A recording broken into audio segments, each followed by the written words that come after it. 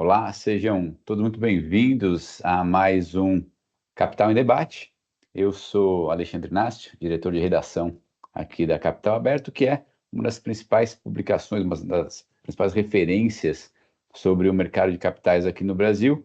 E, por esse motivo, a gente resolveu trazer para o nosso debate de hoje um tema que está na cabeça de qualquer executivo, todo conselheiro, e toda liderança que se preza, né? Que é a inteligência artificial. Mas hoje aqui a gente não quer fazer uma conversa para aproveitar o buzz do assunto ou o hype. A gente quer falar de IA de um jeito que efetivamente importe para todo mundo, que seja útil para todo mundo, com uma visão estratégica, responsabilidade regulatória e com os pés no chão.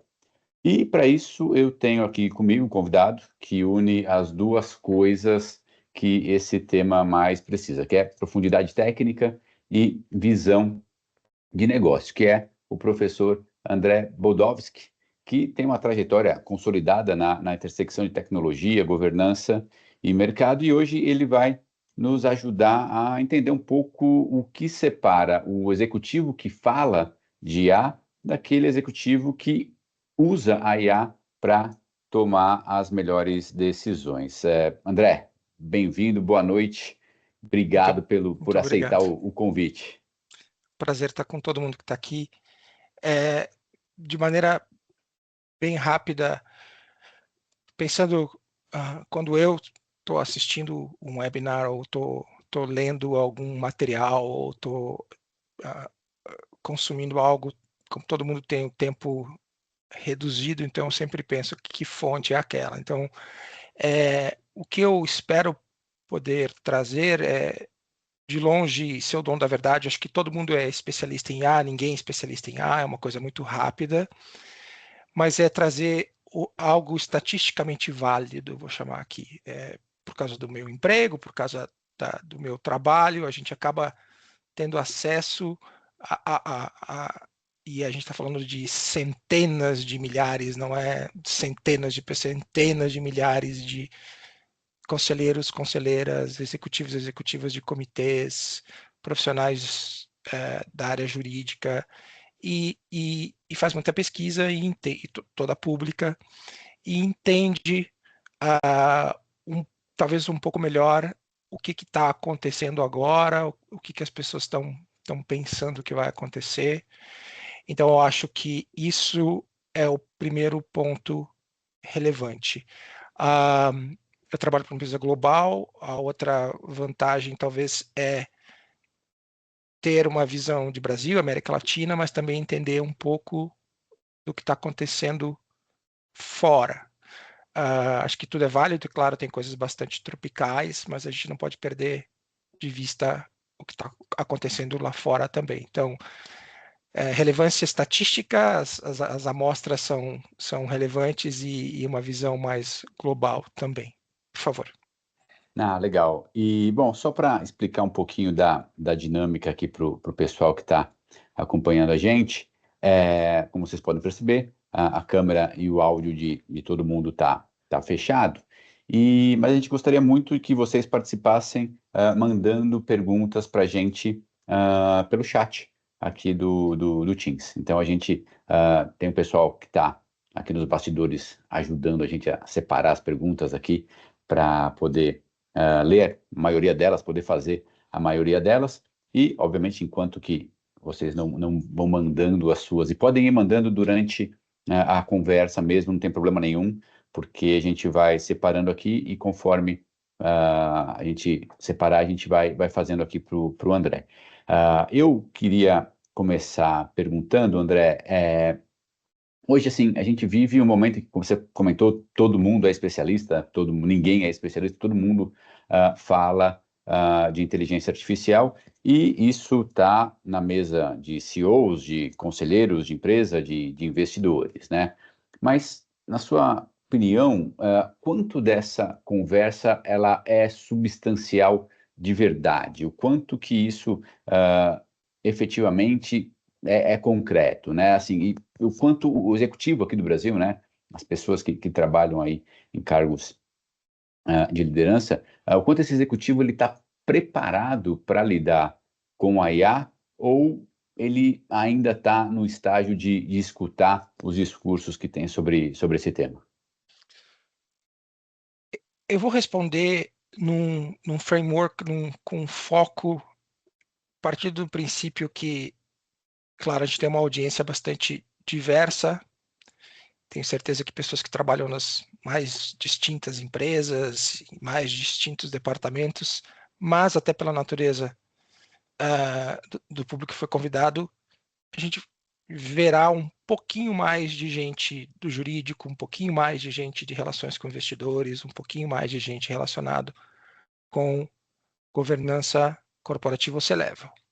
Então, e por consequência, também empresas, nem todas de capital aberto, mas algumas sim, e empresas talvez com um porte um pouco maior. Então, responder a tua pergunta, que excelente, nesse framework. Porque como IA bom, todo mundo sabe que é IA, uma coisa é a IA talvez para borracharia da esquina, outra coisa é para grande empresa mineradora que listada no Brasil, com ADRs lá fora, com 50 mil funcionários. São coisas bastante. Se pode usar nas duas, por incrível que pareça, mas são coisas obviamente distintas. Então, eu acho que existem empresas e executivos que estão incrivelmente bem preparados para a utilização de IA. A gente vai falar por que eles estão preparados. E outros, inclusive, assim, empresas muito sofisticadas, etc., que não estão. Então, o que diferencia, eu acho que a gente pode daí tocar, até porque isso vai nos arremeter ao curso, como que as pessoas podem, na prática, independente do tamanho da empresa, independente do seu departamento, o que elas têm que fazer para estarem preparadas. Eu acho que, em resumo, existem, e tudo tem a ver com cultura. Então, uma cultura que se aplica a não sei há quantos anos, quando mudou de máquina de datilografia para processador de texto, teve empresas que se prepararam, que planejaram, e existiram empresas que foram lá e jogaram todas as máquinas de datilografia fora e compraram computadores e não funcionam muito bem. Então, eu acho que em resumo, primeiro, por departamento, a utilização de IA é radicalmente diferente de departamento para departamento. Usando os exemplos da nossa audiência, o jurídico societário vai ter certas coisas que ele pode, e eu vou falar que é pela primeira vez algo que eu vou repetir bastante e que não pode fazer. Ah, não, mas a IA permite. Pois é, mas existem regras, existem marcos regulatórios, existem leis, existem os stakeholders, que é uma palavra que eu sinto uma gigantesca falta de ouvir nas discussões de IA, como que a IA está afetando os funcionários, como ela está afetando os próprios membros daquele departamento, como ela está afetando os consumidores, como ela está afetando a comunidade em volta. Até pouco tempo atrás só se falava de ESG.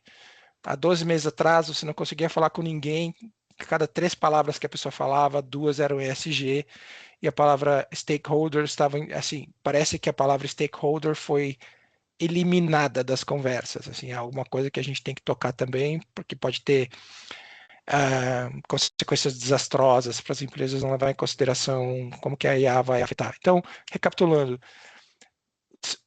o departamento de engenharia vai usar de uma maneira, eles têm que ter um certo plano, o departamento de RI vai usar de outra maneira, eles têm que ter um certo plano, as pessoas têm que sentar, tem um comitê, não estou falando de um comitê estatutário, pode ser um comitê executivo ou de trabalho que está entendendo o que pode ser feito, o que não pode ser feito, qual é o orçamento, como que é a mudança cultural, qual é o ROI, então qual que vai ser o retorno do investimento disso, vamos começar pelo, como a gente fala em inglês, o low hanging fruit, o que é mais fácil de começar a aplicar agora, qual que vai ser o nosso plano daqui, versus alguém que chega no departamento e fala, galerinha, a gente tem que começar a usar IA, porque ontem eu estava numa reunião da alta administração e deram a ordem para nós utilizarmos IA. Assim.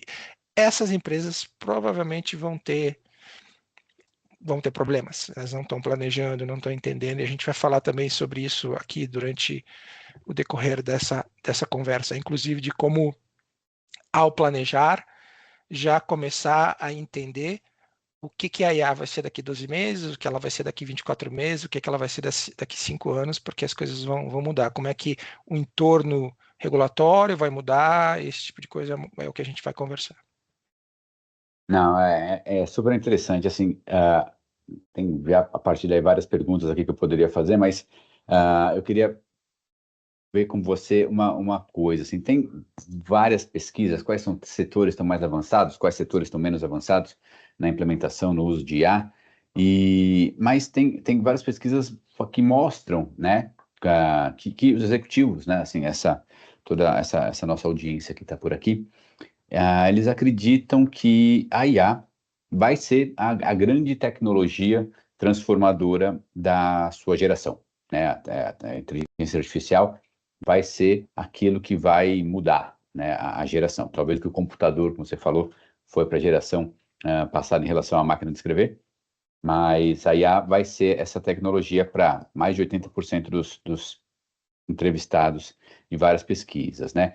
Porém, quase a totalidade, mais de 90% desse pessoal, eles acreditam que o principal entrave para a adoção da tecnologia, né, vai ser, não, para a adoção da IA, não vai ser a tecnologia em si, mas sim as pessoas. Isso, de certa forma, cria um paradoxo, né, entre tecnologia e as pessoas. Como é que você avalia isso?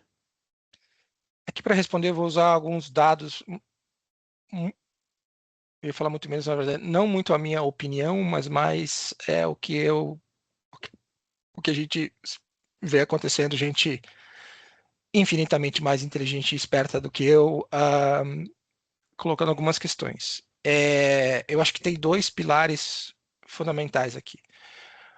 Um é agentes, que todo mundo aqui sabe o que é. Uma característica dessa nossa conversa é não ficar falando de conceitos básicos, então todo mundo aqui entende o que é um agente.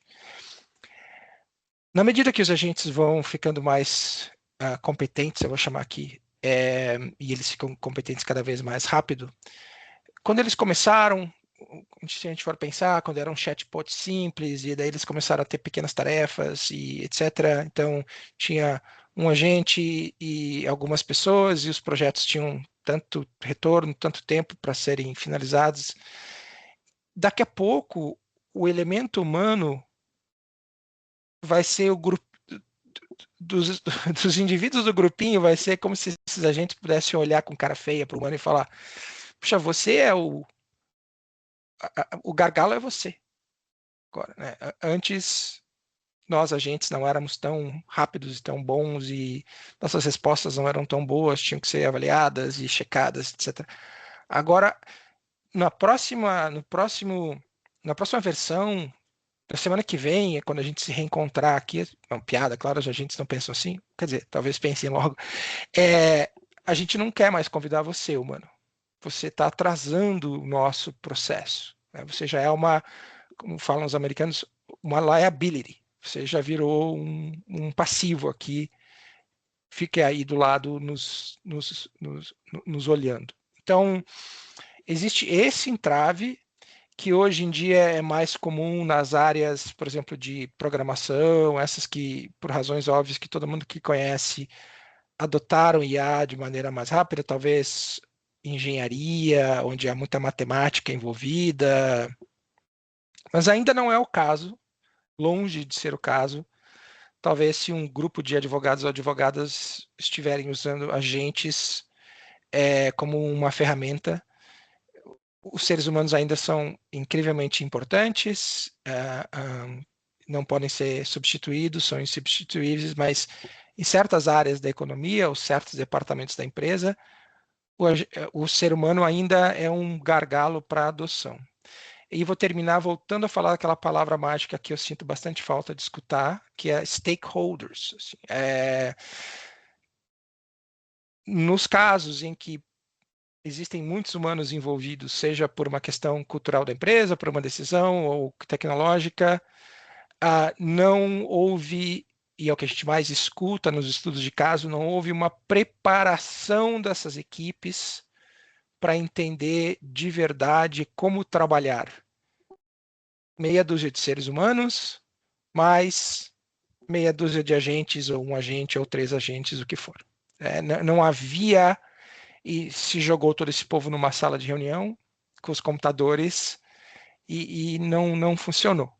Porque, e aqui, lembrando também, o output das empresas, se você é uma fábrica de biscoitos, são os biscoitos, mas nem sempre é assim. As empresas entregam delivery, as empresas têm serviços, a economia do Brasil já há muito tempo é sofisticada como dos países de primeiro mundo, a maior parte do PIB é de serviços, você tem atendimento ao consumidor, você tem uma série de coisas. Então, aí também tem talvez o terceiro pilar, que é, e daí vem muitos dos desastres históricos de utilização de IA, de jogar essa IA para um dos stakeholders, pode ser o consumidor, pode ser a sociedade em torno daquela empresa, em que tampouco havia preparação.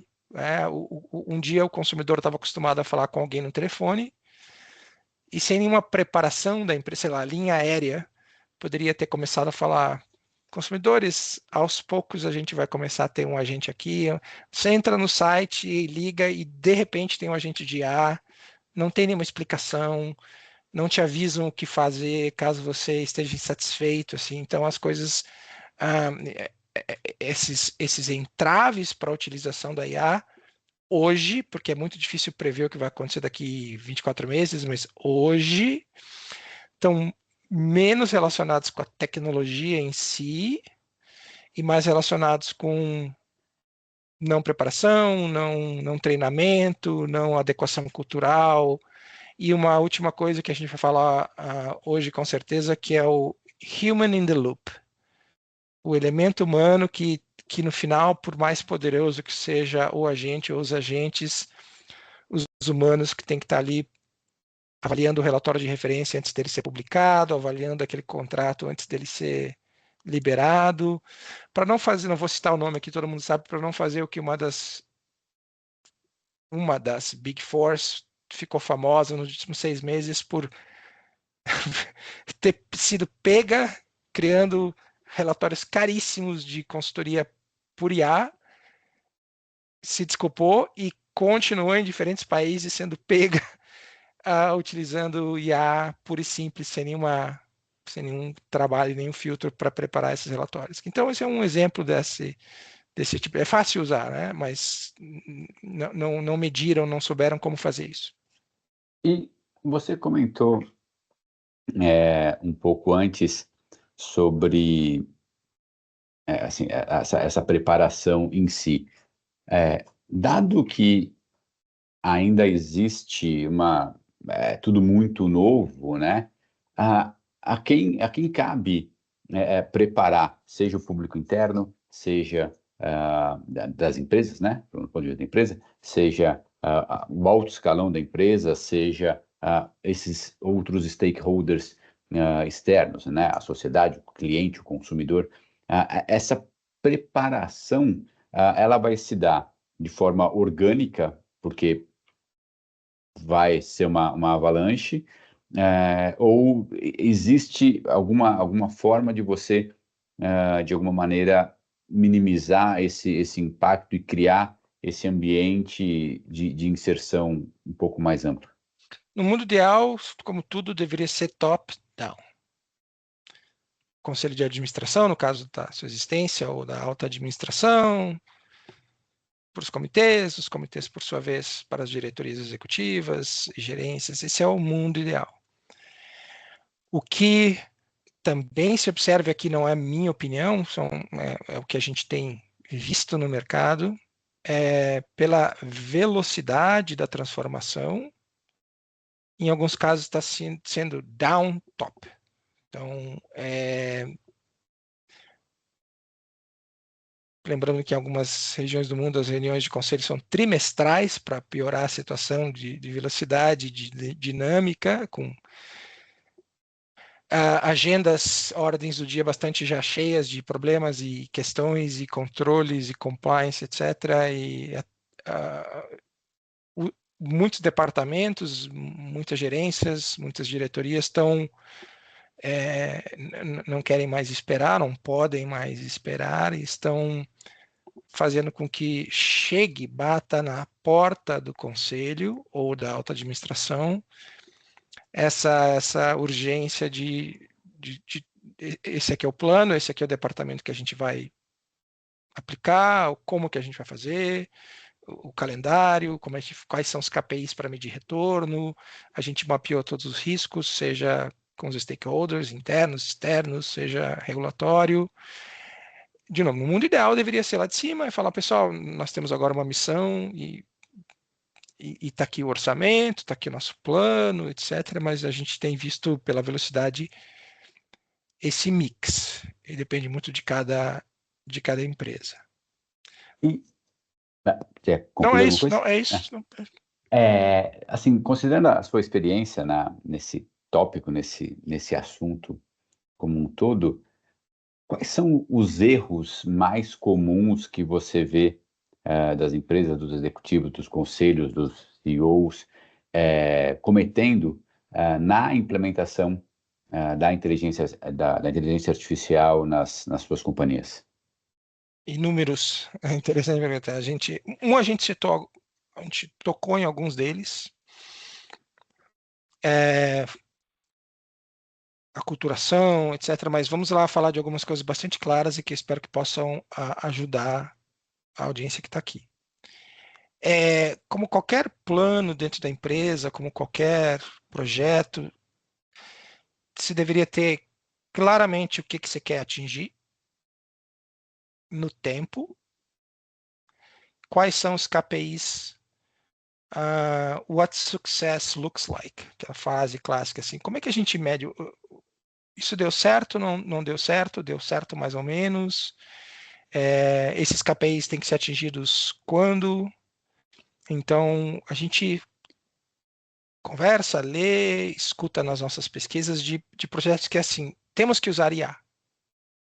Isso não é um projeto, né? Então, temos que usar nesse departamento, esse departamento vai ter esse KPI, esse departamento vai ter 36 meses para provar sucesso, esse departamento vai ter 4 meses para provar sucesso. Por que não? Porque é o pessoal de computação, lá de programação, eles não precisam de 36 meses. Né?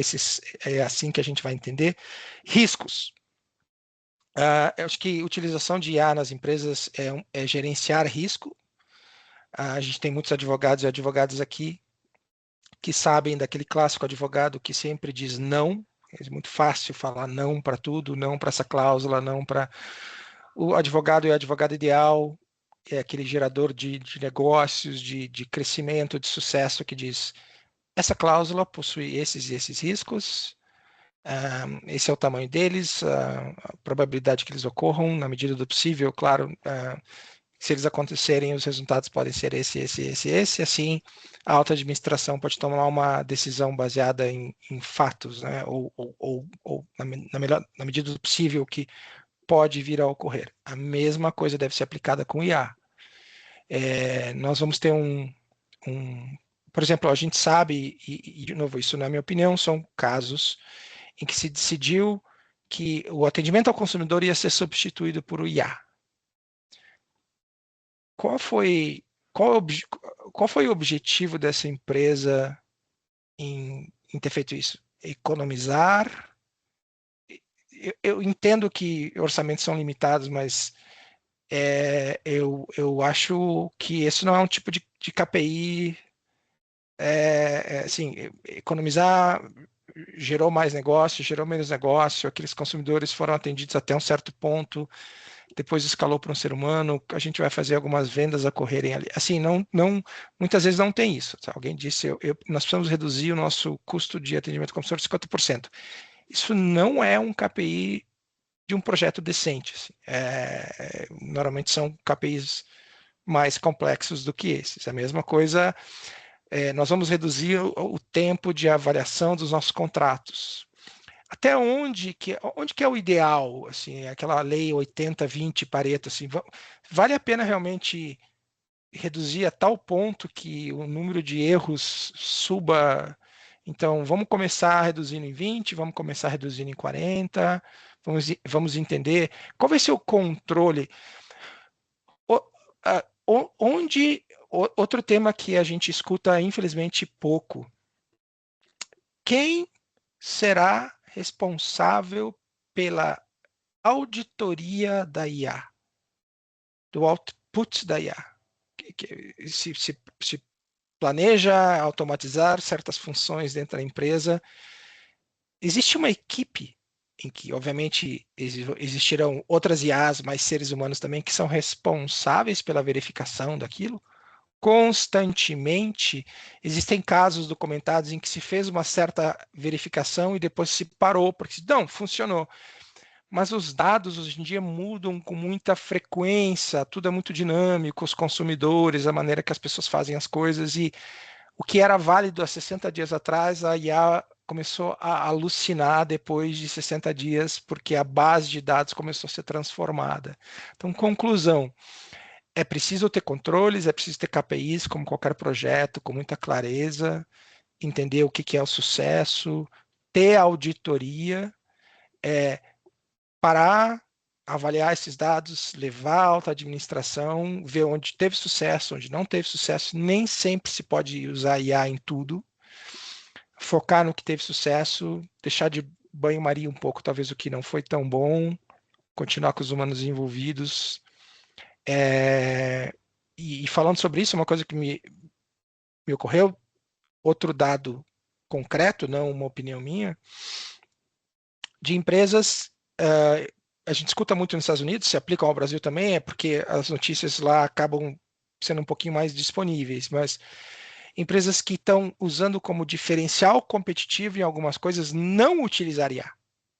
Então, o atendimento é por seres humanos, você faz o pedido com um ser humano, você é atendido por um ser humano, a avaliação de XYZ é um ser humano, então elas usam como ferramenta de marketing aqui nesse elemento da nossa troca financeira aqui, consumidor e nós, IAs não existem. Então, antes de achar também que IA é essa panaceia que resolve todas as questões, por enquanto não é verdade.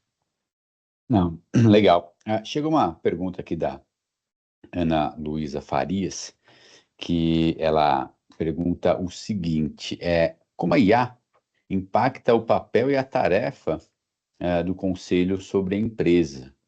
E uma outra pergunta, né, na sequência aqui: como a disputa envolvendo China e Estados Unidos também pode impactar empresas e conselhos nesse âmbito da inteligência artificial? Excelente. A primeira pergunta, eu vou responder, mas colocar uma frase que talvez nos ajude a entender. Assim. Bem aplicada ao Brasil. Assim. IA não tem CPF. Então, o dever fiduciário dos conselheiros e conselheiras e de certos comitês que têm esse dever fiduciário, os órgãos reguladores não estão nem aí. Se aquela decisão foi tomada utilizando um pouquinho de IA, bastante IA ou completamente com IA. Se der um problema, é no CPF daqueles conselheiros que a coisa vai estourar. Eu não sou advogado, sou administrador de empresas, mas literalmente converso com advogados todos os santos dias, com governance officers, com secretários de governança corporativa, fora, aqui. Então, conheço um pouco dessas dúvidas, falo com muita gente RI também. Os conselheiros e conselheiras podem, devem, é inevitável que eles utilizem inteligência artificial. Caso clássico, eles vão receber uma quantidade significativa de documentação para ler a famosa pré-leitura antes da reunião. Não existe em nenhuma jurisdição que eu saiba nenhum tipo de restrição em que uma IA resuma isso, ressalte certos pontos. Mas os advogados que estão aqui conhecem de verdade 10 milhões de vezes melhor do que eu entendo que o dever de diligência que está na lei brasileira é clara, né? Todo mundo tem que ler tudo com a mais absoluta e total atenção. Eu sei que não são essas palavras, mas sim, dizer eu não sabia ou eu não é uma defesa no caso de um problema, de uma disputa, etc. Então, aí a conclusão pode ser uma ferramenta, ela deve ser uma ferramenta. Outra coisa que a gente vê acontecendo já há algum tempo, que parece que tudo que há de ontem, mas tem coisas que estão acontecendo já há alguns anos. O conselheiro, a conselheira, em todos os lugares do mundo, muitas vezes se deparam com um documento, um relatório, enfim, alguma coisa que lhes foi enviado para que a reunião vai ser daqui a uma semana, sei lá, eles estão lendo e se preparando. Existem conselheiros que vão fazer o mínimo possível, vão dar uma batida de olho aí, e outros que vão querer se aprofundar naquilo, que vão querer entender melhor, que vão fazer perguntas, que vão. E essas dinâmicas no conselho podem ser bastante lentas, em que ele tem que falar com o governance officer, como a gente chama os corporate secretaries aqui no Brasil, pedir aquilo, daí o advogado, advogada, ou se for um GO, enfim, ou alguém do RI, vai ter que ir lá no departamento perguntar. Isso, o mundo é rápido, já faz tempo que é rápido demais para a gente não pode mais se dar o luxo disso. Então, apesar de que o nosso Instituto de Governança que eu faço parte, que eles têm razão em dizer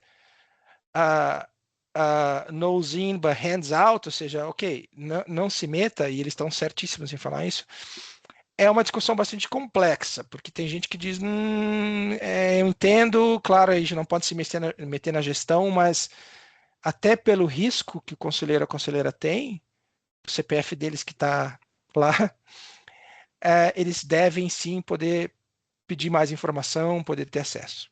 A tecnologia permite que, então, de maneira em tempo real, o conselheiro ou a conselheira possam ter imagina um grande Power BI na frente deles, claro, esses dashboards definidos pela Secretaria de Governança, mas ter acesso a esses KPIs que eles com mais frequência precisam ver.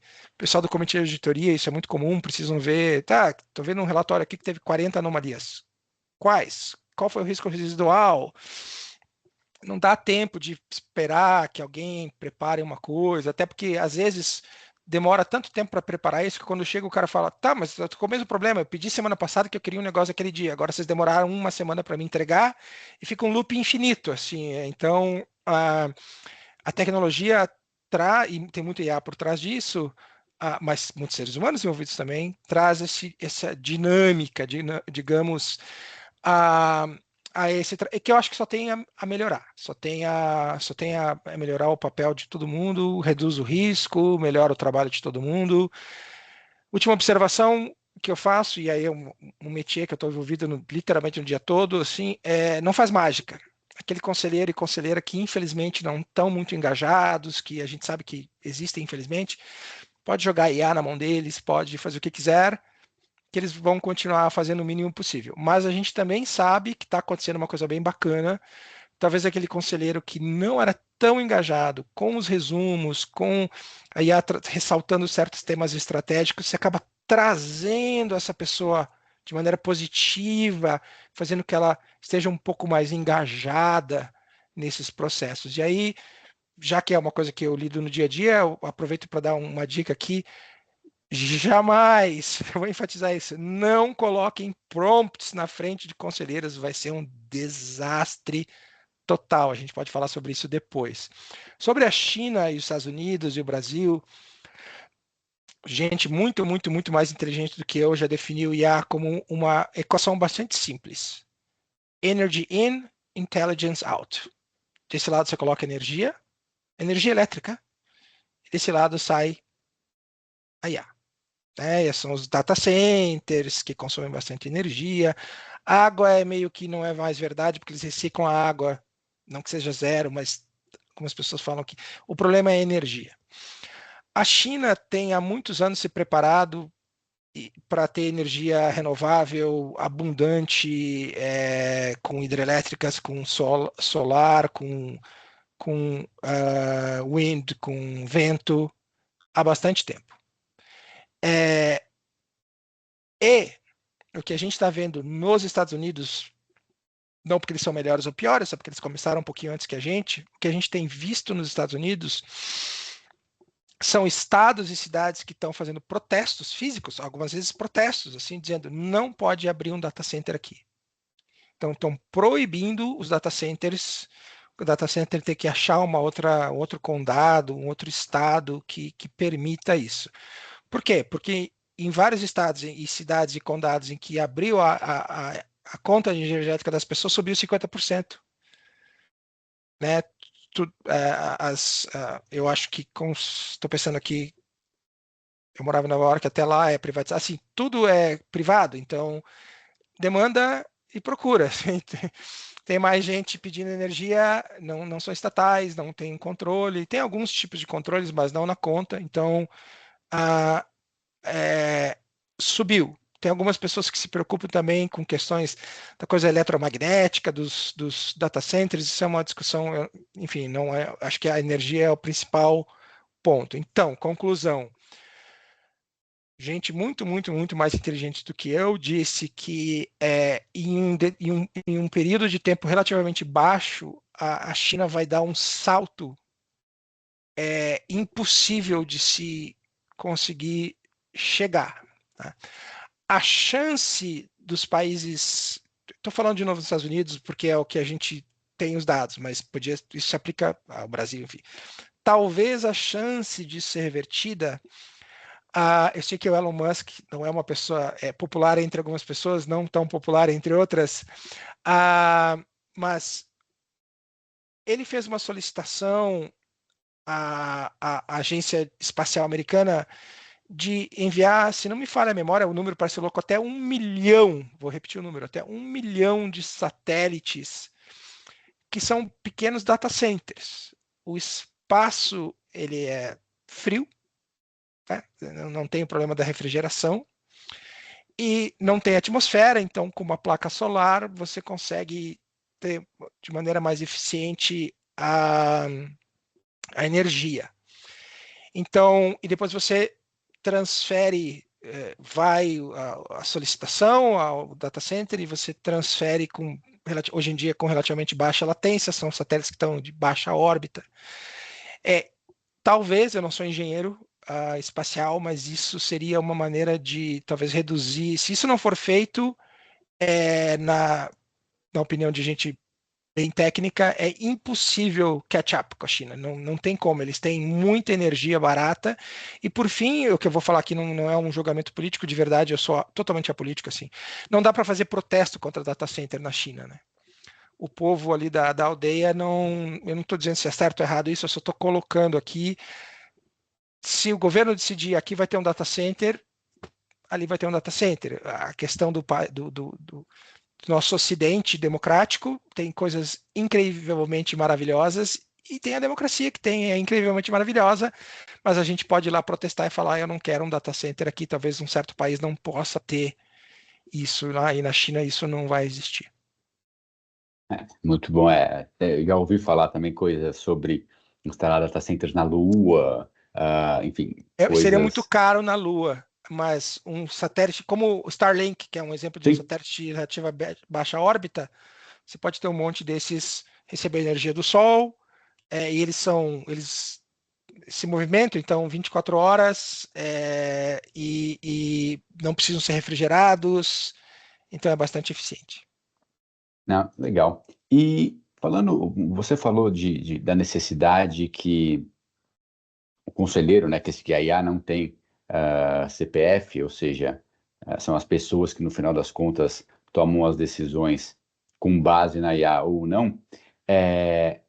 Existe algum caso, você já citou alguns, né, mas existe alguma decisão de negócio que parecia boa, mas que foi tomada com bases em dados e outputs de IA que estavam errados? Algo recente, obviamente, se você souber, não precisa falar da empresa, mas pelo menos citar casos, um pouco para tentar demonstrar o quanto que o executivo, o conselheiro, né, ele precisa ainda ter um senso crítico sobre aquilo que a inteligência artificial vai entregar. Sim, e escutando a tua pergunta, eu me dei conta que existem vários casos documentados, mas agora escutando, não documentaram o papel do conselho. Deve ter tido, mas magicamente deixaram de lado. A gente sabe o problema gerado aqui, mas muitas empresas bastante sofisticadas, muitas cotadas em bolsa, etc. Então, é de se imaginar que em algum lugar havia um check and balance aqui que ah, existem alguns pilares, assim, existem casos muito clássicos de atendimento ao consumidor, e eu estou falando de questões não só reputacionais, mas assim, a justiça multando a empresa, porque a gente tem que lembrar, existem diferentes entornos regulatórios, dependendo do país, então, e a gente está num período, vou abrir um parênteses rápido aqui, a gente está entrando num período de caça às bruxas da IA. Eu não estou aqui julgando de verdade se é bom ou ruim, eu só estou falando, talvez a palavra caça às bruxas tenha sido errada. A gente está entrando num período de muito enfoque dos órgãos reguladores em relação à IA. Alguns casos um pouquinho de caça às bruxas, outras vezes só realmente uma vontade sincera de melhoria. A União Europeia, que todo mundo aqui sabe, é conhecida por ter uma capacidade incrível de regular as coisas.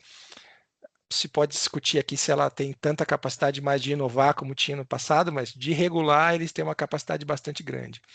A Austrália, que tem um histórico bastante importante, sério, com alguns tropeços, mas enfim, de regular a utilização de dados pessoais, etc. E agora o Reino Unido como uma fonte bastante importante disso. Então, eu falei tudo isso porque existe o risco reputacional, então empresas, por exemplo, um caso clássico de uma aerolínea, uma empresa aérea que resolveu, alguém deve ter apresentado, imagino eu, que eu estou falando agora é só a minha imaginação, apresentou algo maravilhoso, um PowerPoint maravilhoso para o conselho, dizendo a gente vai economizar 99% com o atendimento e vamos poder demitir todos os nossos agentes. O conselho falou, nossa, já, é que eu assino, né? Tá, isso está maravilhoso. E deu informações erradas, a gente perdeu voo, entes queridos que haviam falecido, a pessoa não comprou, e claro, isso foi pego pela mídia, e o dano reputacional, eu não sei te dizer qual é, mas a gente sabe que não é zero, mas veio uma multa. Né? O órgão canadense veio e falou, não apenas você vai ter que pagar essa passagem, como está aqui uma multa. $360 mil, não me lembro o valor. Eu acho que não é isso. Eu acho que saiu em todos os lugares, e aí teve esse agravante de entes queridos que já haviam falecido. Isso é um desastre reputacional. Assim, eu não. E contrataram todos os agentes de novo. Então, poderia ter sido. Eu morei quase 20 anos nos Estados Unidos, eu brinco que meu sonho, quando eu tive pouco, eu fiquei muito tempo, mais de 10 anos em cada emprego, eu fui entrevistado poucas vezes. Hoje eu fico pensando, meu sonho é que alguém tivesse me perguntado minha idade quando eu trabalhava lá, porque eu ia entrar na justiça na hora, né? Eu sei que no Brasil os entrevistadores perguntam a idade, no currículo das pessoas tem dela. É absolutamente proibido isso, assim, não pode, ação judicial na certa, então não pode. O que aconteceu? Mais de uma empresa grande utilizou a IA para filtrar os currículos, e como a IA estava usando a experiência anterior, ela tinha um viés. Número um, a coisa reputacional, não sei até que ponto hoje em dia as big techs estão preocupadas com isso, mas o órgão regulador falou, isso é, né, vocês está errado. Assim, então vocês não podem mais fazer isso. Aí tem alguns outros casos clássicos de IA que infelizmente, a gente já viu assim, algumas IAs que estavam envolvidas em algumas mortes, apesar que é óbvio que por mais não tem como descrever o quão terrível isso é, eu acho que essas são assim, exceções. O que eu acho que pode acontecer, em resumo, voltando àquela palavra dos stakeholders. As empresas têm como stakeholders os seus funcionários, têm como stakeholders os seus consumidores, têm como stakeholders a comunidade que vive no seu entorno imediato, a comunidade que vive nesse entorno, a sociedade como um todo. Então eu vejo muita pouca discussão entre gente muito inteligente também, que muito mais que eu, não levam em consideração tanto. Às vezes, claro, se preocupam com o consumidor, de vez em quando com o órgão regulador, mas não levam em consideração todo um resto que é importante. Muito bom.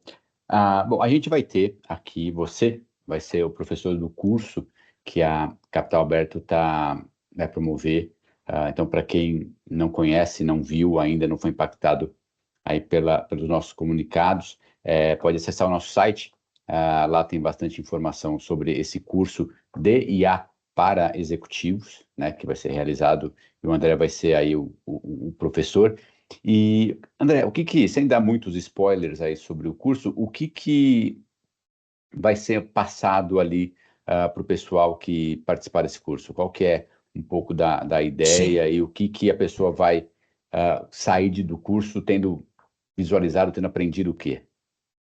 Quando eu, ou como pessoa física, ou como minha versão pessoa jurídica, estou trabalhando no México, no Chile, eu sempre, lá a gente fala em taller, que é como se fosse um workshop, assim, eu acho que é muito mais importante falar sobre isso do que tendências, etc., até porque é muito complicado prever tendências nessa área. Então, por departamento, seja governança corporativa, seja o jurídico societário, seja o RI, seja o executivo, ou outras pessoas que tenham perguntas, assim, como na prática se pode mapear o que pode ser feito, entender o que já foi feito, o que foi feito de errado lá fora, o que foi feito de certo, mapear as questões culturais, criar um projeto, definir o que é sucesso. Eu gosto dessa, é um termo em inglês, eu sei, mas what does success look like? Daqui 6 meses a gente vai olhar e falar, isso aqui teve sucesso, isso aqui não. Quais são os critérios para definir isso? Economizou? Mas será que é só isso? Melhorou a relação interna, externa? Estruturou a empresa para continuar crescendo?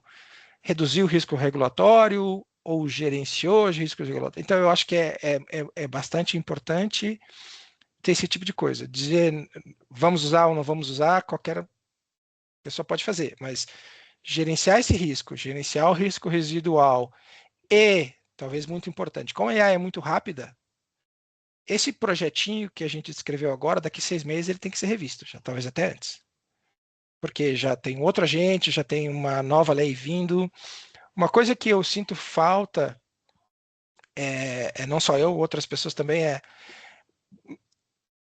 tentar prever, na medida do possível, como que o entorno regulatório vai evoluir. Hoje, a gente sabe que o Brasil, por exemplo, às vezes a GDPR foi a mãe da LGPD. Eu sei que não é uma cópia exata, mas é óbvio que ela foi inspirada naquilo.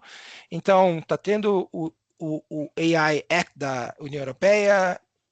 Nós temos uma mudança, talvez, de governo, não sei. O que vai ser, talvez, o entorno regulatório daqui 6 meses, daqui 12 meses, daqui 24 meses no Brasil? Como é que a gente pode se preparar? Ninguém tem bola de cristal, mas também isso dá para fazer. Eu acho que isso é bastante importante. A gente está falando aqui específico. Se eu tivesse só engenheiros aqui, a gente não ia estar falando em entorno regulatório, mas a gente tem um monte de advogados e advogadas que vão ser cobrados na empresa. Outra coisa é ser esse maestro da IA. Assim, a gente não falou aqui ainda sobre perdas de emprego, mas todo mundo lê, todo mundo sabe, eu não vou ficar repetindo aqui. Tem gente que fala que em 900, 1.000 dias, 99% dos white collar jobs, como os americanos falam, o pessoal, nós aqui, não vem ao caso a gente ficar tentando prever, mas é um fato que haverá uma redução da força de trabalho. Né? Dizer que se ela vai ser de 20% ou de 80%, ninguém sabe. Pode parecer egoísta, mas assim, como que eu posso me preparar para eu ser um dos últimos? Ah, ou o último. Então, gerenciar essas equipes humanas cada vez menores, empoderar essas equipes humanas cada vez menores para trabalharem com IA e gerenciar e ser o maestro desses agentes todos que vão estar trabalhando.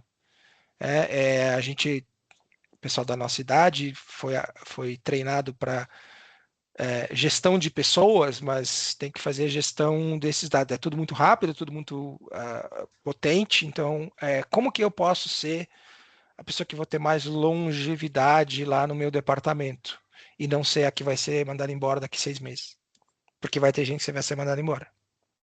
Maravilha. Bom, para a gente estar chegando ao fim aqui, que estamos quase 1 hora já conversando, se você pudesse passar uma mensagem, né, para os advogados, administradores, executivos de modo geral, membros de conselho, que ainda estão em dúvida sobre se deve ou não se aprofundar, buscar conhecimento a respeito da aplicação da inteligência artificial nos seus mais diferentes aspectos, ou muitas vezes não usá-la porque não vai ser aplicável.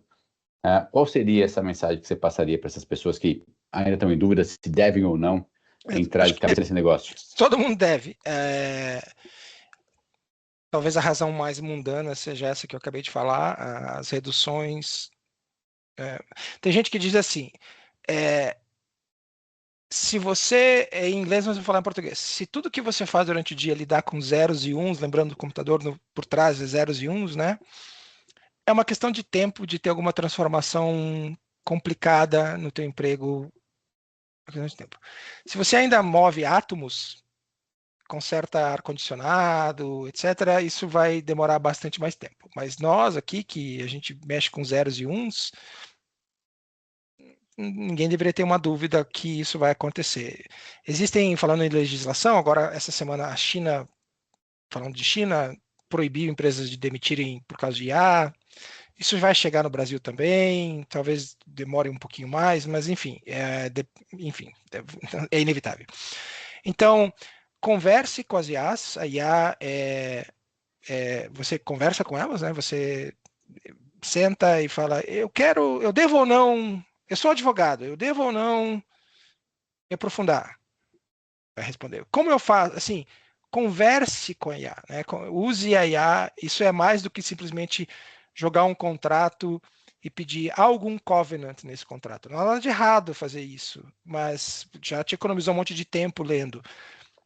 Mas não é muito diferente do que você estava fazendo usando o Word ou Excel. Eu acho que você pode ter uma, né, o que eu tenho que fazer no meu departamento, quais são os recursos, o que eu tenho que ler, o que eu não devo ler, o que está acontecendo de errado, o que não está. Eu acho que é ter essa.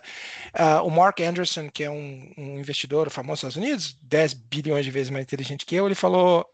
Então, eu não estou julgando o que ele disse, só dizendo assim: eu hoje gasto 50% do meu tempo, eu fico no X, no antigo Twitter, 25% lendo livros que foram publicados há no mínimo 30 anos, e os outros 25% do tempo eu converso com IAs.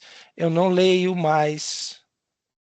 Vou falar aqui do G1, coitado, eu nem não tenho nada contra o G1, eu leio, mas assim, ele quis dizer, eu não leio mais o G1, ou o New York Times, no caso dele. Eu não abro mais o New York Times. Eu não estou dizendo se ele está errado ou não, mas ele coloca porque ele fala de opportunity cost.